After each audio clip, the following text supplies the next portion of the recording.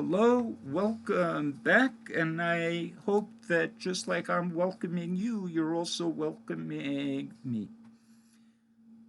We are far away in Kashmir. Physically, we're quite a few miles apart, but Beruchnius, we're all together, and certainly the way that we're connected is our connection is through Torah study. Torah is certainly, in terms of learning Torah, we're certainly all one. We began learning the Maimar Viadata, which is known by Chassidim as Viadata Moskva, because the Rebbe Nishma Seiden said this Maimar in Moscow.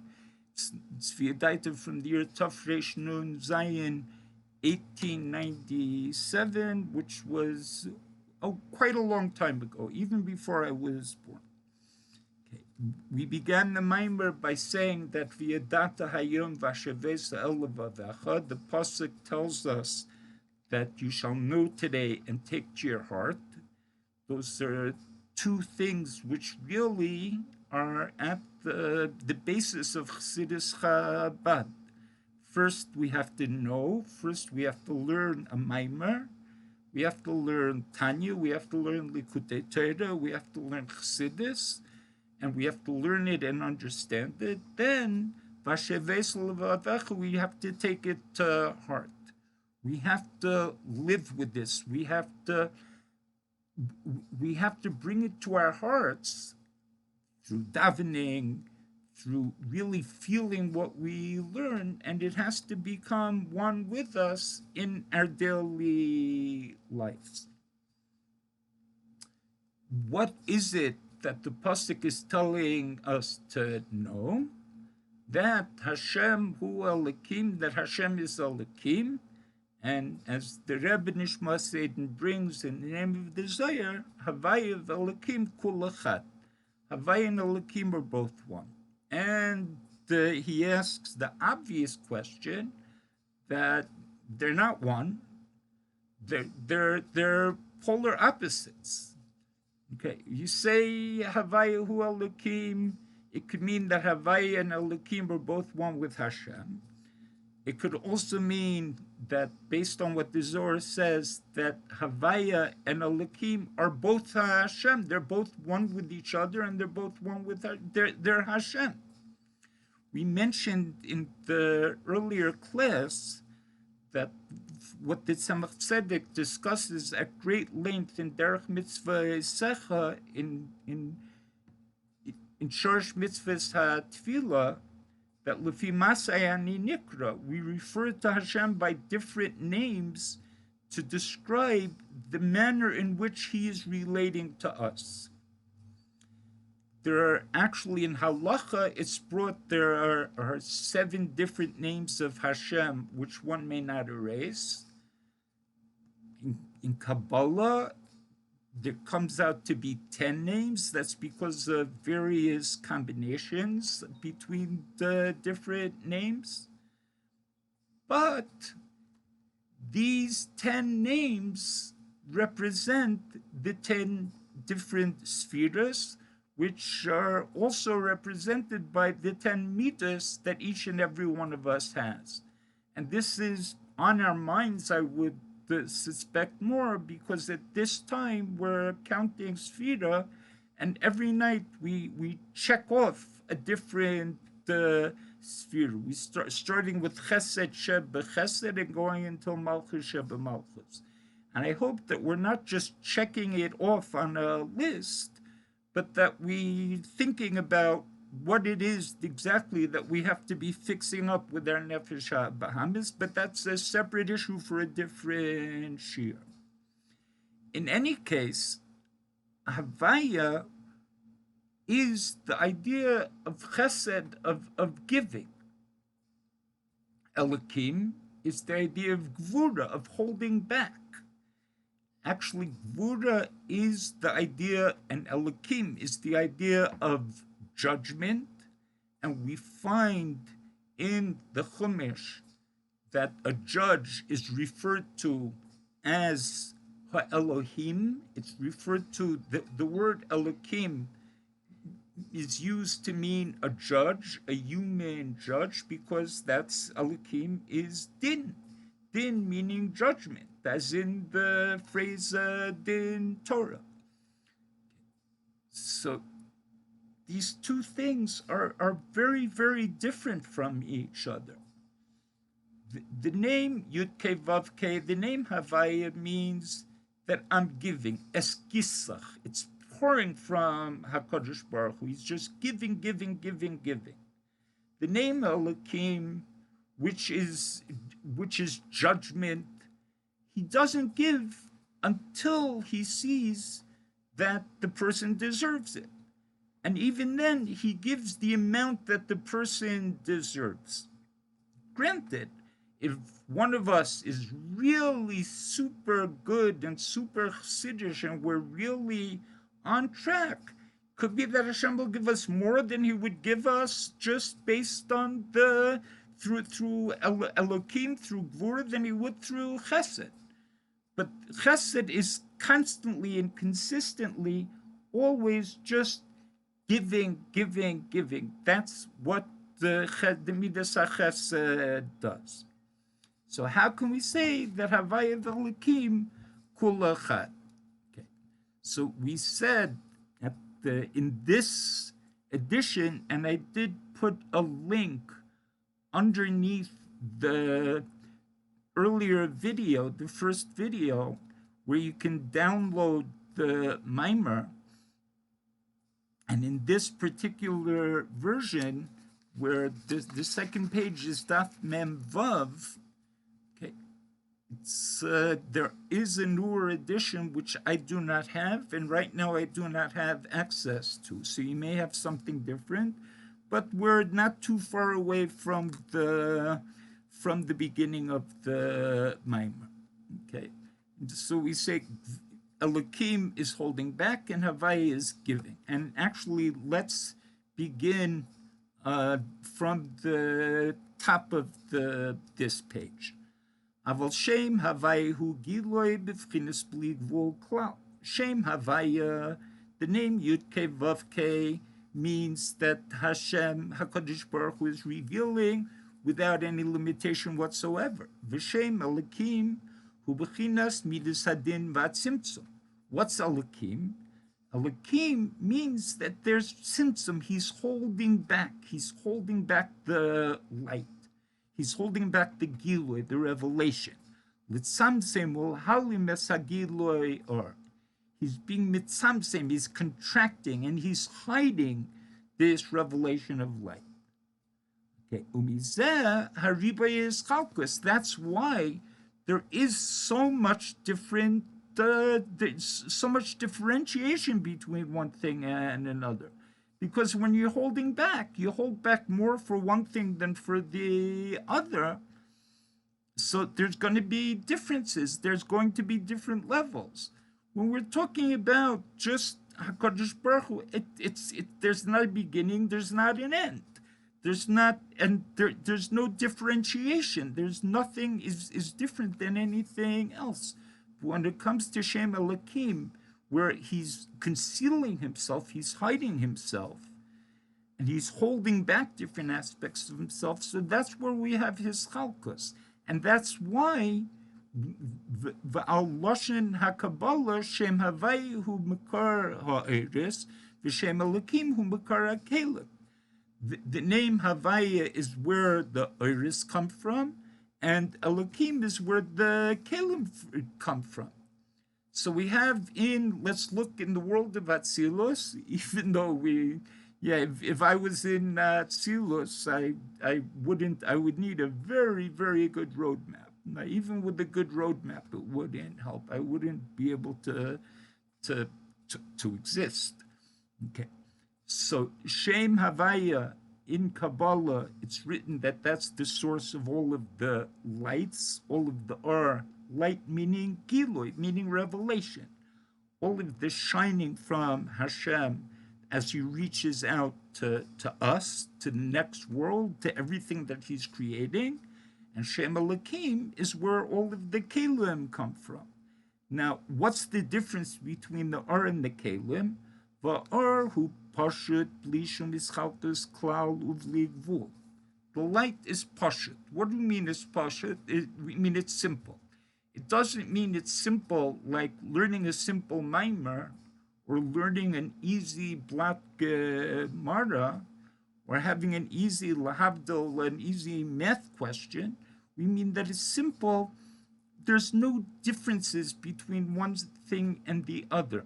It's everything's exactly equal. You don't have to be able to find your way around because everything is exactly the same. Everything is identical. That's what we mean. That's what we mean when we say that something is different. That there's differentiation. Okay, why is this? The ha'ar hu me'ein hamar.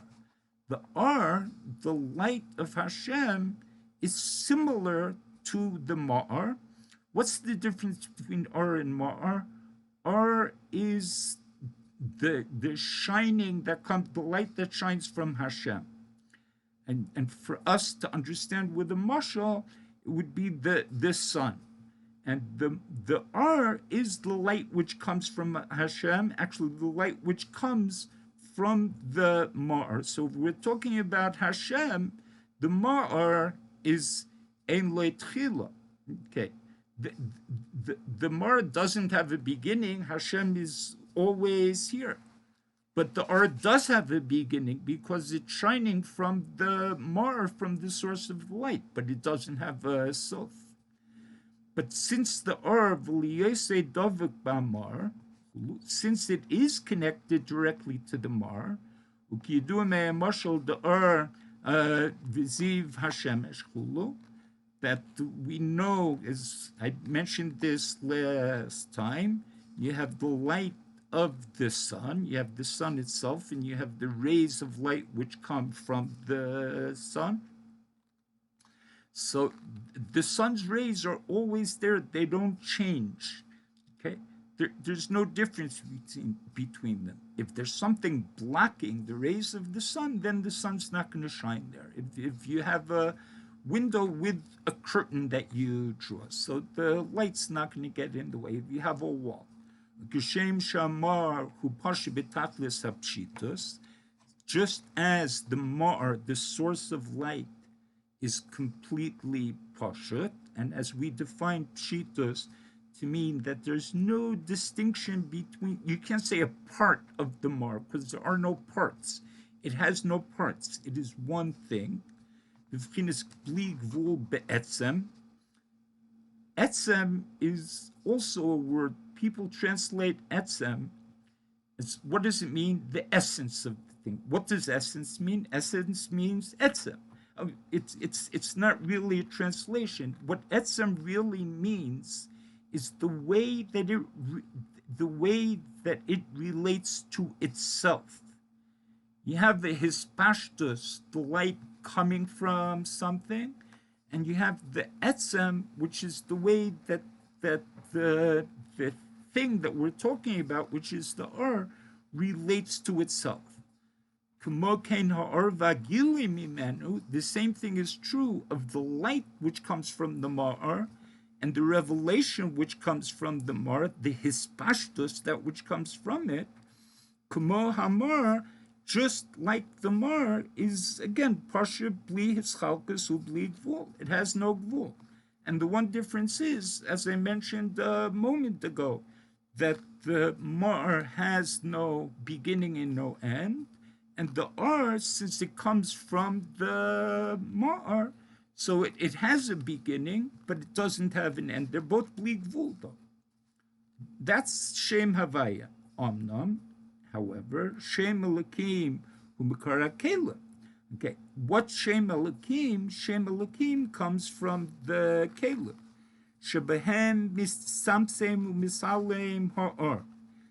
That's where the light is chopped out. That's where the light is minimized, is made smaller. That's where the light is hidden.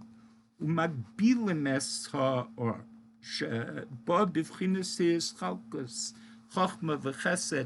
That's where the light is given limitations, that this light in this keli is chachma, and that's it.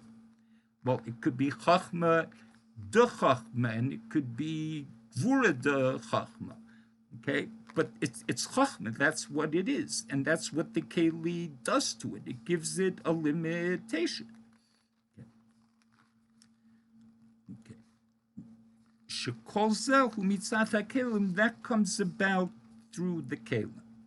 Now we could ask a question. How do we deal with, how is it that we're able to relate to Hashem's attribute of chesed?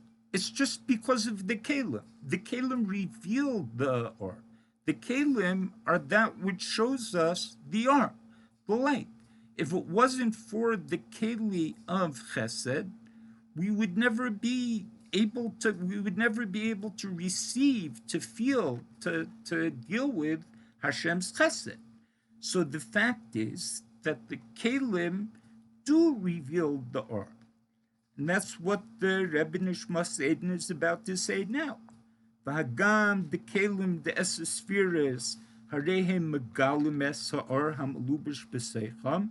The fact is that the kelim, let's say the keli of chesed, reveals HaKadosh Baruch Hu's light of chesed. And if it wouldn't be for the keli, we could have no connection to it, because Hashem's or, as it is, the etzem ha'or, the or as it relates to himself, we can't deal with that. We can't deal with that, at least, and remain people that are mugbalim. The only way that this light is revealed to us is through a keli. Now, the same thing is true of our bodies and our neshamas and our nefoshes. There is such a thing within my neshama as a koyach hamaskil.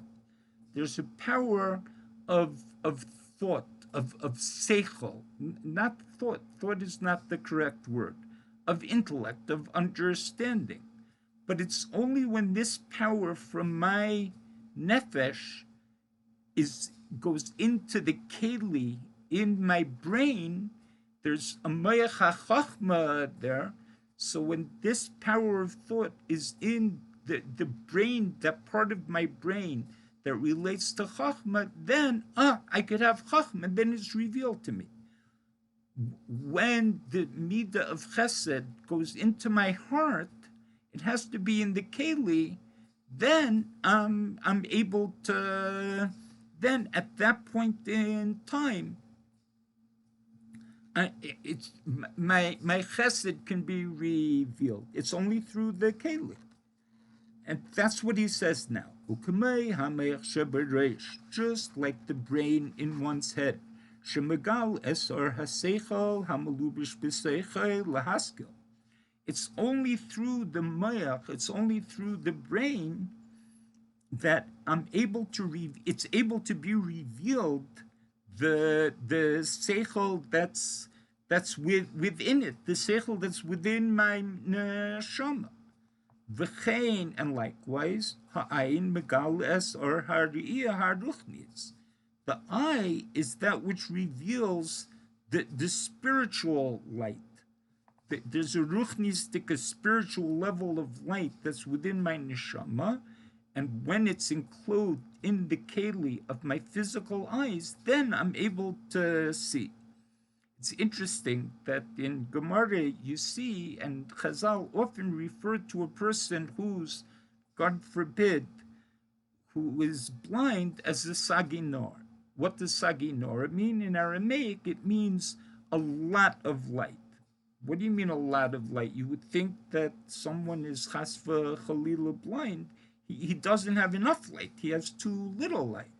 But he's called a saginor because it's too much light for the vessel, for the keli to be able to bear, which is why he can't, which is the reason that he's not able to, unfortunately, not able to see. Okay, so it's only through, we speak about the levushim of the neshama, machshava, dibur, and maisa. So what does machshava do? It's a garment of my neshama. It reveals what I'm thinking to me. there's seichel going on in there inside of me, but I only know about it when it's after it's enclosed within my brain. And there's the whole Seder Hishtalshalis, there's the whole chain, how it goes from Chachma to Bina, and then Das means that I cement it to myself, that it becomes, in order for it to become something that's real. But how do I know what's going on there? That's through Machshava. Machshava reveals it to myself. Dibur reveals what's going on inside me to someone else, and Maisa reveals what's going on inside me to the rest of the world, to all of God's children. Balev megaleas hamidas, the heart reveals the midas. Chachma, Chesed, Gvura. This is the way it is here with a person. Ukemoikein hulamayla. Okay, the same way, the same thing is true above. The same thing is true in Atzilus. Chachma Meicha. We say in Pasach Aliyah every Friday afternoon that Chachma is the Mayach, it's the brain, it's a mid of Chachma. But when we're talking about the Adam HaElyon, when we're talking about the world of Atzilus, we don't mean to say that Chachma, the sphere of Chachma is a Mayach, is a brain. Okay. Chas v'sholom, because Hashem doesn't have a guf or a demus haguf. There's nothing physical there. But what it means is that Hashem's sphere of Chachma is a source of the source of the source, thousands of times, millions of times, billions of times removed, which ultimately creates my mayach, my brain. They're connected in some way. Okay. Chachma is meicha. Chachma is the mayach. Chesed dreimina. Chesed is the right arm of a person, and Gvura draya smala. Gvura is the left arm. Shehem megalim es ha'eres. Why do we say this? Because that's what reveals the art that's within them. So we see that we're having a problem. How can you say that Hashem Hu Elokim, that Havaya Hu Elokim, when we see that Havaya is Eretz, is Giloi. Elokim is the source of Kelim, which is Hela, which is Tzimtzum. The fact of the matter is that there's really, the fact of the matter is that the Kelim are also Giloi, because without the Kelim, you wouldn't have any Giloi whatsoever. Dizel kol inyan ha-Kelim. That's what the Kelim are all about. That's what they do. Shemegalim es ha'ar, they reveal the ar, light, v'ar peil al yadam, and the ar within my midas, or within the spheres in Atzilus, or in Bri or Yitzira, wherever, so the R is only able to function through the spheres, through the Kelim. Kiyadua, as it's known, ukenal b'nefesh, as we said just above regarding the nefesh. That's the way it is with each and every one of us. So maybe this is like the Rebbe Rashab is trying to give, hey, maybe this will answer our question. It's sort of an answer, but this is an answer that you might suggest, but he says, no, this doesn't do it. Hine shneim emes, both things are true.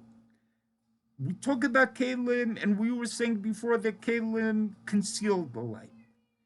And now he's bringing out that, hey, no, wait, Kelim also reveal the light. They also show us the light. So the fact is that Shneim Emes, both are true. Shemegalim Es Ha'ar, that they do reveal the light of Elokus, of Orein Seif within Atzilus, the light of my neshama within my body, but v'gam malimu mastirim al har. They also, however, conceal the or. the masha megalim es ha'ar, this that they reveal the light, hainu arshel lefi erech ha'olam, that's the only light that they can reveal is light that I'm able to take. As I said before, in Atzilus, I mean, a roadmap wouldn't do me much good because I just figuratively burn up. I wouldn't be able to exist there as a human being. So there's a certain level of light that I am able, of revelation, of Gilui from HaKadosh Baruch Hu that I'm able to receive. There's a certain level of Chachma that I'm able to receive. So that level of light is what the Kelim reveal. The Kelim des spheres Atzilus, these Kelim of the 10 spheres of Atzilus, Me'irim u'megalim or sheba'olam Hatzilus. These reveal the light that's within the world of Atzilus. Validei haparsa hamafsekes bein Atzilus lebriya, harehem megalim es ha'or ba'olam habriya u'mibriya liyitzira chulu. So this, now we're talking about a different kind of tzimtzum. When HaKadosh Baruch Hu causes his light, his gilui, his revelation to shine within Atzilus, so it shines within an or, within a keli of Chachma, and that focuses it, that brings it down to behave in a way of Chachma, to relate in a way of Chachma, that's in a manner that it'll be able to actually have a pu'ul, it'll be able to do something, because the light as it is itself is bli gvul, and with no beginning and no end and no nothing, it's not usable by anything that has any hint of a gvul. If there's any trace of a gvul there, that light would just knock it off. Okay, now this focuses and conceals and hides the light from Chachma to Bina, and from Bina to Das, and from Das to Chesed, to Gvura, to Tiferes, to Netzach, to Hoy, to Yesod, and down from there into Malchus. Yeah, that's all very true. But at the same time, how do we get to Bria? Bria is already, Atzilus, we say, look at the 25th chapter of Igeres HaKodesh, and there it begins with the statement from the Zohar that Hashem and his Eretz, Hashem and his Kelim are one, which is very much related to what we're discussing right here. And it explains that the Eretz and the Kelim in Atzilus are Elokus, are godliness. But we come to Bria. Why is the world of Bria called Bria? Because it's Bria Yesh Me'ayin. It is a something. Granted, it's not a something that you could go in, I mean, even without Corona. It's not a something that you could go into a store and buy. It's not a something that's within our world of something, but it still is a something. So for that, it needs another level of tzimtzum. That's why in Sifrei Kabbalah, and it's brought, and it's explained in Chassidus, that there's such a thing as a parsa meaning a curtain, and obviously it doesn't mean that there's a curtain hanging up in the sky somewhere. It means the spiritual idea of something that really blocks the light, but it just lets a little bit of it get through. So when it goes down through the levels in the world of Atzilus, and it's becoming, the light is becoming more and more metzumtzam, but once it's ready to go from Malchus of Atzila into the world of Bria, you need to be able to be mitzamtzem it even more. Okay. And the way to perform that tzimtzum is only through having to go through what we call, and it's a mashal umalitza, it's absolutely a mashal. I don't want anyone expecting to to be able to look around in Shemayim and find a curtain hanging up there. You don't need an interior decorator, but it's the concept. This is the source of the idea, the source of the source of the source, as I said before, of our concept of a curtain, that it takes the light and it hides most of it and it just lets a little bit through. That's how we're able to go from the world of Atzilus, and then Malchus of Atzilus becomes Keser of Bria, and from there we come again to Chachma, Bina, Das, etc., etc. And to be continued with the help of HaKadosh Baruch Hu. I hope that we all stay well.